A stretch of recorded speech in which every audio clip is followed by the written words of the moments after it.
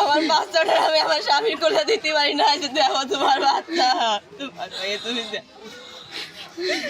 আমার ভাই তখন বড়ই আমার আব্বু কই, আমি ওরা গেলাম খবর আব্বুর ওরা মেরে বেলাইছে। আমার স্বামী যদি ওকে টাকা নিয়ে খাতো তাও মনটা বুঝ দিতে পারতাম, পরের টাকা নিয়ে খাইছে, শোধ করতে পারি না, ওরা মেরে বেলাইছে। কিন্তু আমাকে পাওনাটা দিতে কই আমার স্বামীর ওরা কিরাম মারলো, দিতে কয়ে কিরাম মারলো। আমার জানের বদলে জান চাই, জানের বদলে জান চাই। আমার তো ওরা দুই ফিরে আসে, আমার স্বামীর তো আমি আর ফিরে খাবো না। আমার যা হারাইছে তা তো হারাইছে, আমার সংসার ভেঙে গেছে।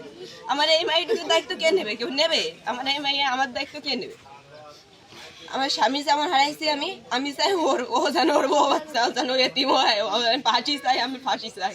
আমার জানের বদলে জান চাই আমি। আমার কি হবে? আমার বাচ্চা, আমার কথা বাদলাম, এই বাচ্চাটা কি করবো? এই বাচ্চাটা আমি কি করবো?